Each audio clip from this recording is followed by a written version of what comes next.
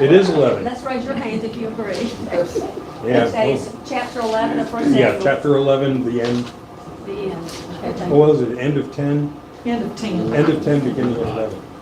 Okay. All right, well, good morning, everybody.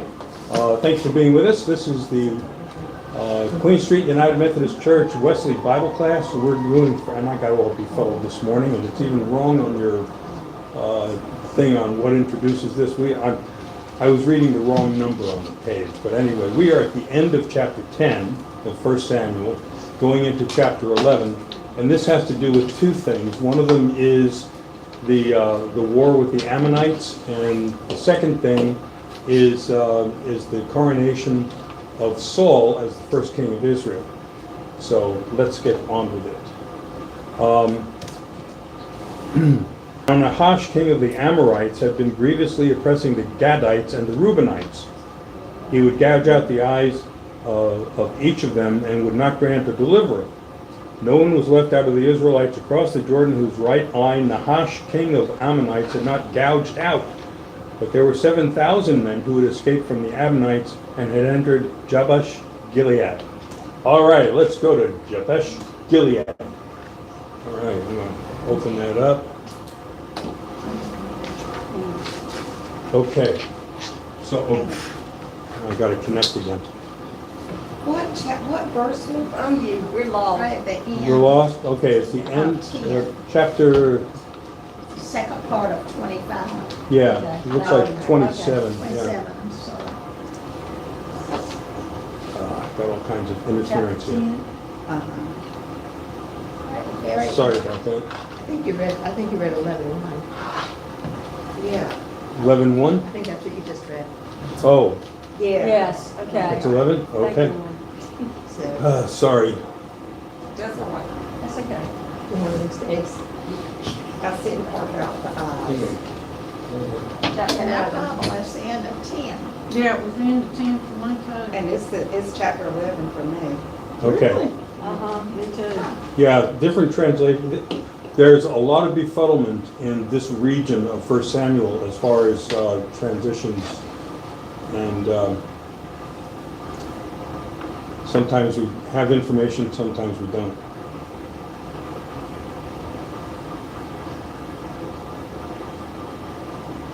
Okay, I got to reconnect to our detect thing.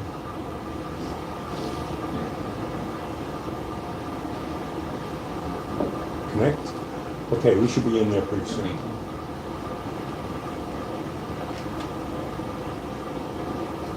Okay, for you who are watching online,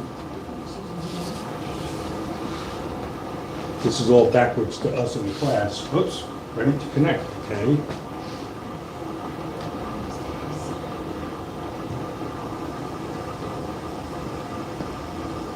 Come on.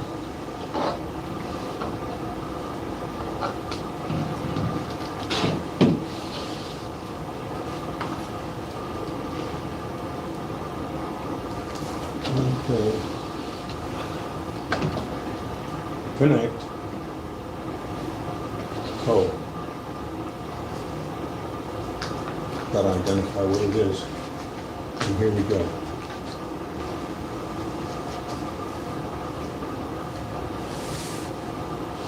Okay.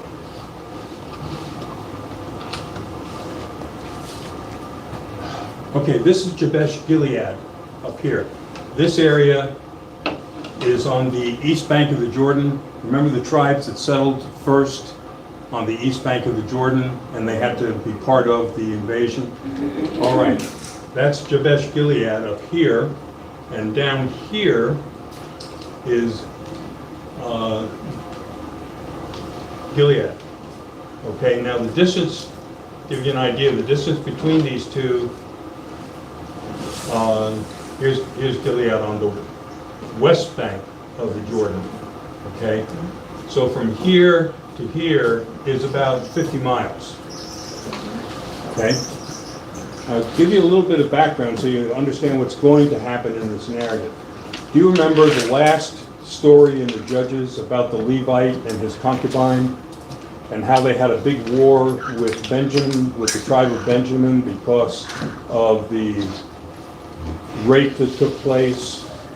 Okay, and the Levite cut up his concubine's corpse, we hope if she was dead, and sent it all over and said, this is an atrocity. Everybody came together and they virtually annihilated Benjamin, the tribe of Benjamin.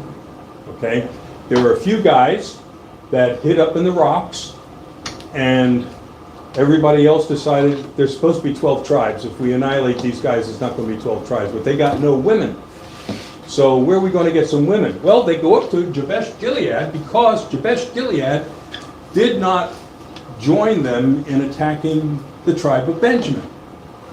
And they stole 300 women from Jabesh-Gilead and sent them down here to Gilgal. This is Gilgal down here, which is in the tribe of Benjamin, so that these guys could marry somebody and continue the tribe. Well, what this means is that you have, even though it was a theft and kidnapping and all of that, you have a linkage between Jabesh-Gilead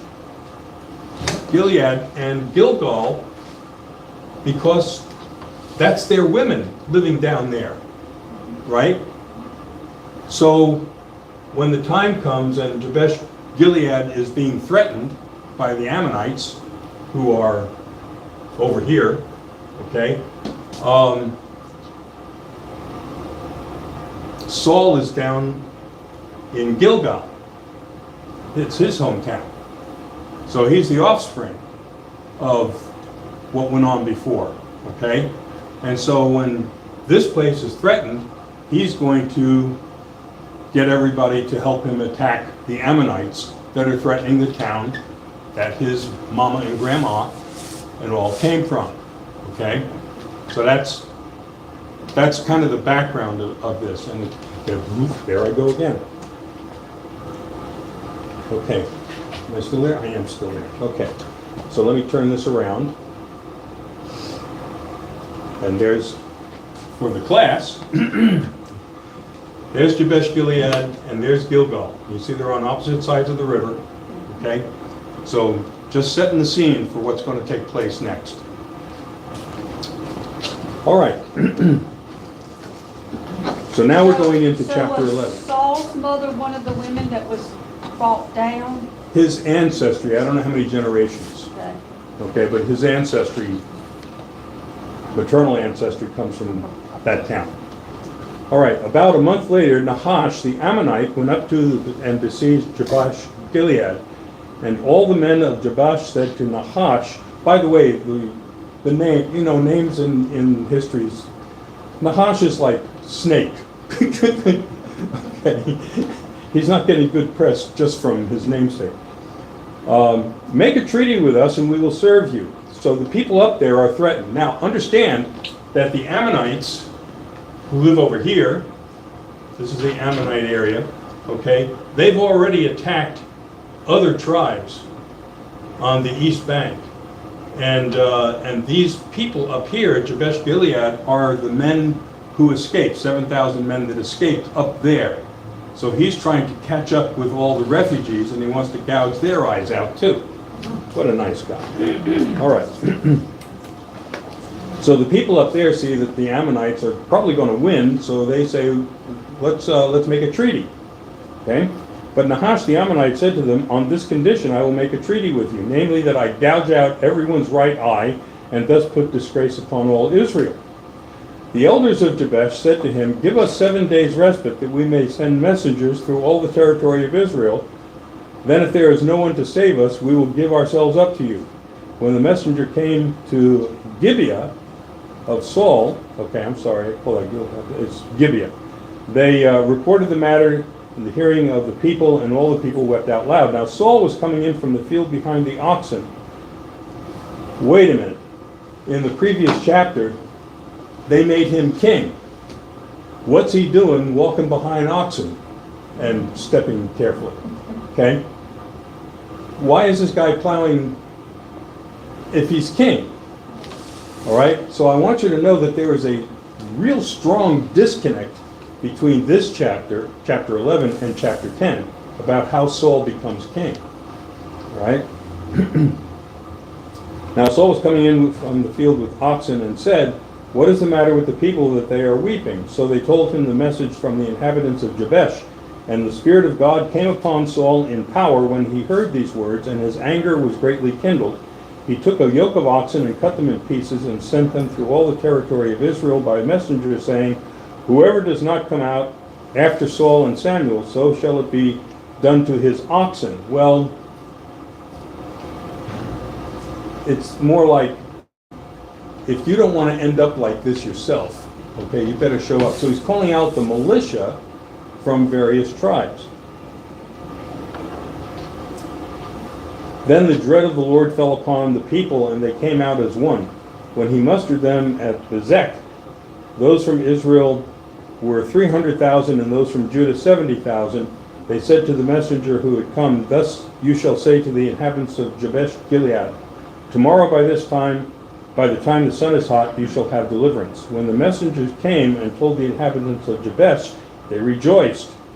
So the inhabitants of Jabesh said, tomorrow we will give ourselves up to you. Okay, that's not exactly right. Okay, what they were saying was, give us till tomorrow and we will come out to you. Okay, so first of all, Nahash is stupid because he let them go trying to get reinforcements, thinking that nobody would come to their aid. But do you really want to take that gamble? Okay, so Nahash is a stupid, arrogant Ammonite king who thinks he can get away with anything. And so the army under Saul is made up of various militias. And we'll see, they got numbers in here, but you know how numbers go. Okay. So he mustered them at Bezek. Bezek is on the west bank of the Jordan, but it's about 15 miles from Jabesh Gilead. So it's in striking distance of Jabesh Gilead.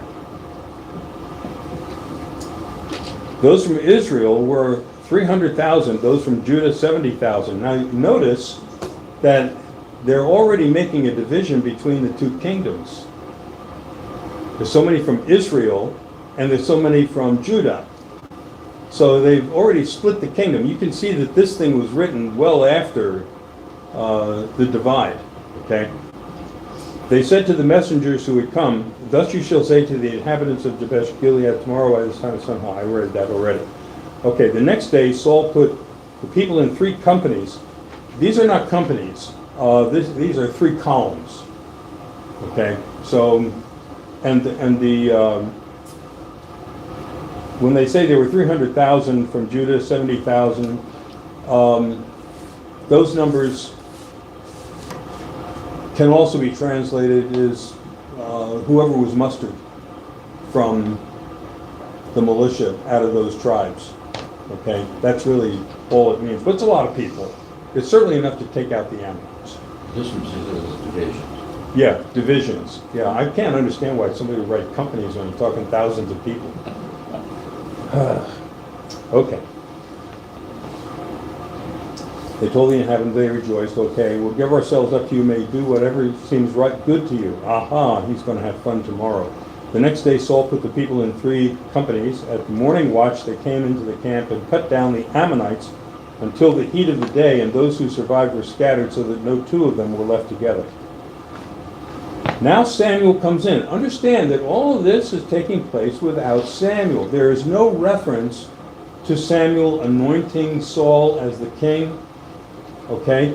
But what a later editor tried to do was to try and get something from chapter 11 to substantiate what had happened in chapter 10. All right? But when you get into the actual narrative, you see that this is kind of disjointed. All right. The people said to Samuel, who is it that said, shall Saul reign over us? Who said that? Give them to us. Oh, Saul. Who is it that said, shall Saul reign over us? These are those evil guys from chapter 10. The guys who are not supporting Saul as king. Give them to us so that we may put them to death. But Saul said, no one shall be put to death this day, for the Lord has brought deliverance to Israel. Now notice Saul is not like Gideon, he's not taking credit for all of this. He's giving the credit to God. Right now, if you look at the narrative of how Saul gets the leadership position, it's exactly the way judges got their leadership position. Okay? A judge rises up and delivers people from their persecutors because the Spirit of God fills them. So he had like 3 judges where this happened. They got filled with the Spirit of God. They marshaled the people, and they threw off whoever was oppressing them at the time. And that was a repeat thing over and over again. Okay, so right now, Saul just looks like a judge, really. Samuel said to the people, "Come, let us go to Gilgal, and there renew the kingship." All right. So now you've got an editor who puts in to this story a recognition that Samuel did something with Saul and that Saul was proclaimed king before, but he stopped plowing with oxen. Okay? So now he says, let's go renew the kingship at Gilgal. There they sacrificed offerings of well-being before the Lord, and there Saul and all the Israelites rejoiced greatly. All right. So what is happening here is that you don't have an election with ballots, but you have an election by proclamation of the people. Okay? Samuel said to all Israel, "I have listened to you," and this is chapter 12, "and all that you have said to me, and have set a king over you. See that it is the king who leads you now. I am old and gray, but my sons are with you." I love this part.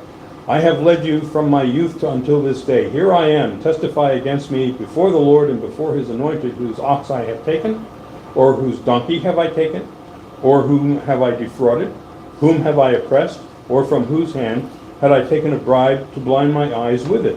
Testify against me, and I will restore it to you." They said, "You have not defrauded us or oppressed us or taken anything from our hand of anyone." He said to them, "The Lord is witness against you, and his anointed is witness this day that you have not found anything in my hand."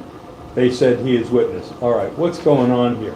He's going to install his sons who are thoroughly corrupt, right? And he's dissociating himself from the behavior of his sons. So he says, you know how the system works. They're going to be the priest when I die, because so far this is a hereditary thing. But you can hold me blameless because I didn't directly take anything from you, but I did allow my sons to do it. Samuel's one of the most narcissistic people you're going to find in the Old Testament. He's all about him. All right?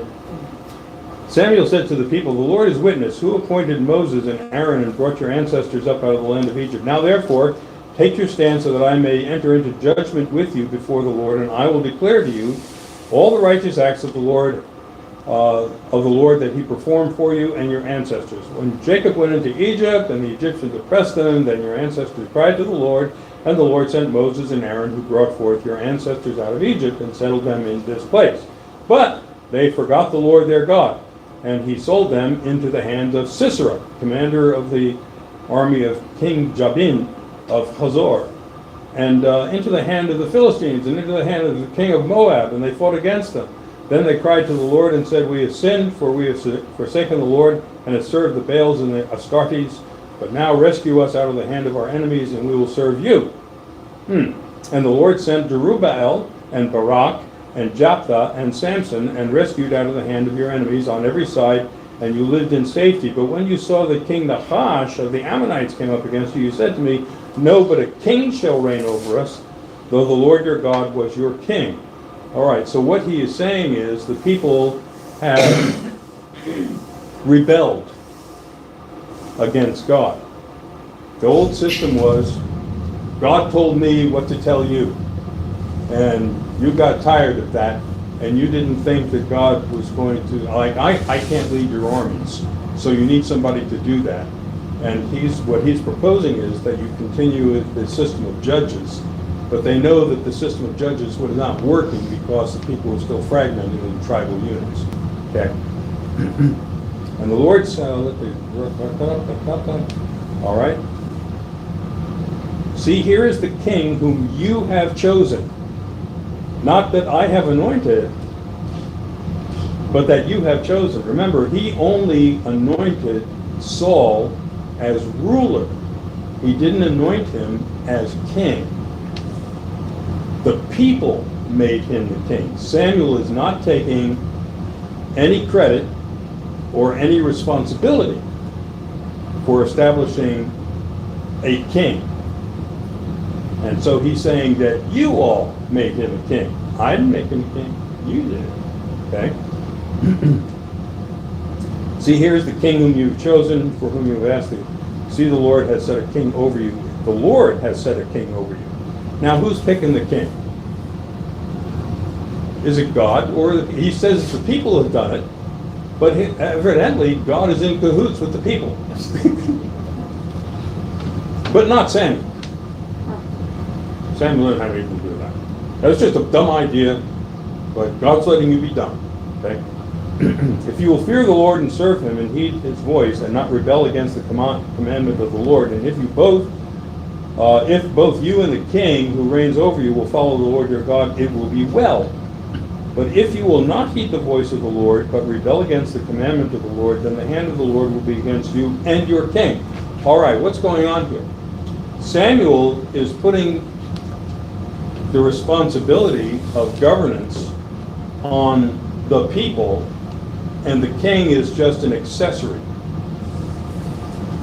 Now, the history of Israel and Judah is that the king became corrupt and worshipped other gods, and then the people did what the king did. Samuel is saying that your behavior has implications for what will happen to you and to your king. So the king is just kind of out there. And Samuel is looking at the king more as a governor or a ruler who's trying to keep things together. But if the people don't keep things together, then God's going to be against the people and then the king. Now therefore take your stand and see that this great thing that the Lord will do before your eyes. Is not the wheat harvest today? I will call upon the Lord that he may send thunder and rain, and you shall know that the wickedness that you have done in the sight of the Lord is great in demanding a king for yourselves. Okay, so what he's going to do is ruin the crop. He's going to call upon God to send a thunderstorm to ruin the crop right when it's time to harvest it. So Samuel called upon the Lord, and the Lord sent thunder and rain that day, and all the people greatly feared the Lord and Samuel. They are afraid of Samuel. Okay? So who is preeminent as far as this narrative goes? It's not Saul, it's Samuel. And the people said to Samuel, pray to the Lord your God for your servants, so that we may not die, for we have added to all our sins the evil of demanding a king for ourselves. Oh, what a bad idea. But they don't get rid of the king. They repent, but they keep on doing what they're doing. Does that sound familiar? All right. And Samuel said to the people, do not be afraid, you have done all this evil. Yet do not turn aside from following the Lord, but serve the Lord with all your heart, and do not turn aside after useless things that cannot profit or save, for they are useless. For the king will not cast away his people for his great name's sake, because it has pleased the Lord to make you a people for himself. So, even though you're messing up, God still loves you. Just want you to know, he's not going to forsake you. You might actually run into some really bad times, but that doesn't mean God doesn't love you. It's just his way of saying he's not pleased with what you're doing. All right? Moreover, as for me, far be it from me that I should sin against the Lord by ceasing to pray for you, and I will instruct you in the good and right way. Only fear the Lord and serve him faithfully with all your heart, for consider what great things he has done for you. But if you still do wickedly, you shall be swept away, both you and your king. You see how Samuel has set up priorities? Now, if Samuel has this mindset that the king is not really, in the classic sense, a king, then he's not recognizing the right of inheritance for the throne. Okay? So from Samuel's standpoint, when he goes out and anoints David while Saul is still king, he does not consider that to be a coup.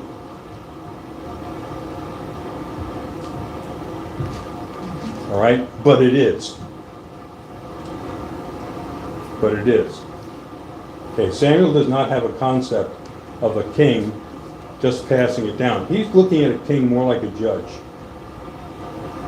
That's his frame of reference, and he does not want people to leave judges. And he's an old guy, and he's stubborn, and he ain't going to change. All right? Now, this is interesting because it kind of informs us. Samuel has an attitude toward the king that we, as rebellious colonies, adopted. Samuel says that the people are primarily responsible for what happens to them before the eyes of God. So as far as he's concerned, the model of government is that we have proclamations from the people. He actually, in a sense, takes a vote. And the people elect the king. Okay, but Samuel never anointed this guy as king. We, like, the Patriots wanted the king's approval that they were here and trying to set up their whole thing. Yeah. Our own thing.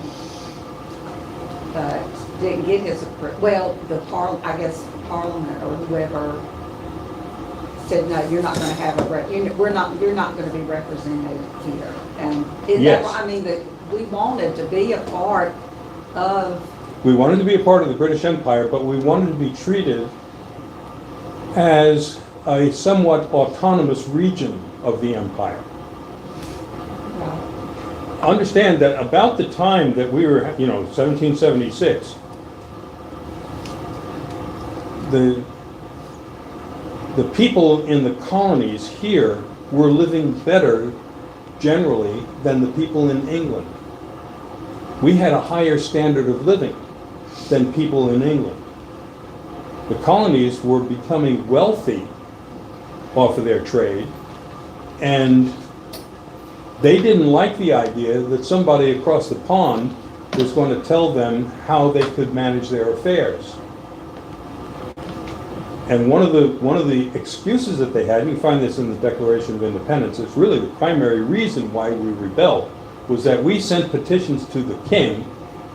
By law, he was supposed to read the petitions, and he did not. So as far as they were concerned, the king had abrogated his role as king with regard to us. And that was our excuse, primary excuse, for breaking away. It was more of a reason for us to break away than, I think, the desire for liberty. Because there was an awful lot of stuff going on in the colonies that absolutely defied jurisprudence. Things were done summarily. If you were a loyalist or you were a patriot, the atrocities that were committed on both sides were horrendous, and they were done without trial.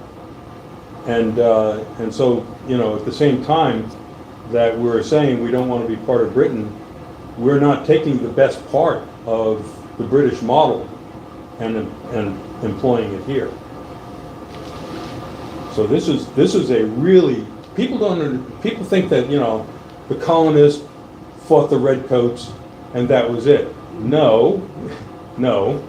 The redcoats recruited loyalists and put them under people like Bannister Tarleton and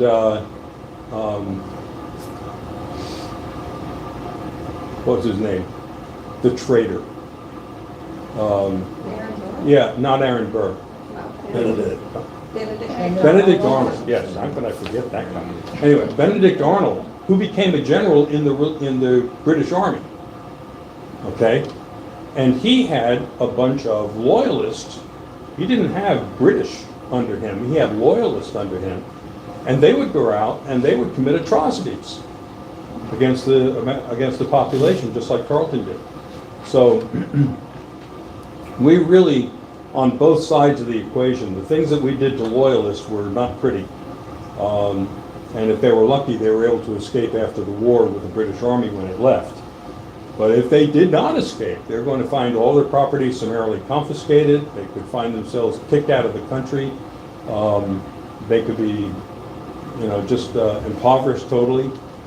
There are all kinds of things that could happen to them, if they didn't go along with the system. So, in our early stages, there wasn't a lot of justice being done. We were not following the British model. There's a Ken Burns special going on right now on PCS. Yeah. Check out the Ken Burns special on PBS, because he's a pretty good historian, and I mean, I like all of his ideas, but I think he's a good historian. But just see what's going on, because there are a lot of parallels actually between what was going on with us and what was going on here. And how do you do a peaceful transition of power? It's very, very hard to do. Most countries can't pull it off. Okay? All right, so see you next week, and we'll move on and finally get that crown on Saul's head.